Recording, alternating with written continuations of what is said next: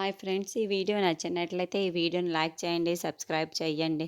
మళ్ళీ పెద్ద బొట్టమ్మ ఇంటికి వచ్చి ఉంటే సుమన ఉలుచి పాపని ఎత్తుకొని ఉంటుంది. ఏంటి పెద్ద బొట్టమ్మ మళ్ళీ ఇలా వచ్చావు అని తిలోత్తమ్మ ప్రశ్నిస్తూ ఉంటుంది. అయితే పెద్ద బొట్టమ్మ చేతిలో ఒక గిన్నె, అందులో పాలు ఉంటాయి. నేను వేణుగోపాల స్వామి గుడికి వెళ్ళాను. అక్కడ స్వామివారికి అభిషేకం చేశాను. ఆ పాలని ఇదిగో ఈ గిన్నెలో తీసుకొని వచ్చాను. ఉలూచి పాప కాళ్ళు మునుపటి స్థితికి రావాలి అంటే వేణుగోపాల స్వామి ఆలయంలో అభిషేకం చేసిన ఈ పాలని ఉలూచి పాపకి తాగించాలి.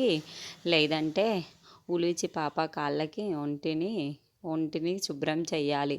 అప్పుడు ఉలూచి పాప కాళ్ళు మునుపటి స్థితికి, మామూలు స్థితికి చేరుకుంటాయి అని పెద్ద బొట్టమ్మ అంటుంది. సుమన తీసుకుంటుందో లేదోనని అందరూ షాకింగ్గా చూస్తూ ఉంటారు. పెద్ద బొట్టమ్మ సుమన వచ్చి తీసుకో, ఈ పాలని తీసుకో సుమన అని పెద్ద బొట్టమ్మ చెప్తూ ఉంటుంది. వెంటనే సుమన ఉలిచి పాపని ఎత్తుకొని పెద్ద బొట్టమ్మ దగ్గరికి వచ్చి ఇవ్వు, ఇలా ఇవ్వు అని తీసుకుంటుంది, చేతిలో తీసుకుంటుంది. అమ్మయ్య, సుమన తీసుకుంది కదా, ఏమీ అనలేదు కదా అని అందరూ సంతోషపడుతూ ఉంటారు. అప్పుడే సుమన ఉలుచి పాప కోసం ఈ పెద్ద బొట్టమ్మ తీసుకువచ్చిన ఈ పాలని ఈ పెద్ద బొట్టమ్మకి అభిషేకం చేస్తున్నాను అని సుమన ఆ పాలని పెద్ద బొట్టమ్మ ముఖంపై విసిరి కొట్టేస్తుంది.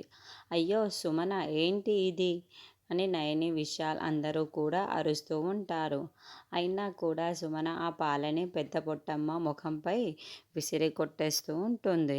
ఇక పెద్ద బొట్టమ్మ అమ్మ అని కేకలు వేస్తూ అరుస్తూ ఉంటుంది.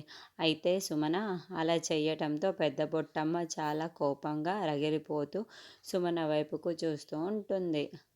మళ్ళీ సుమనని పెద్ద బొట్టమ్మ కాటు వేస్తుందా అన్నది రానున్న ఎపిసోడ్లో తెలుసుకుందాము.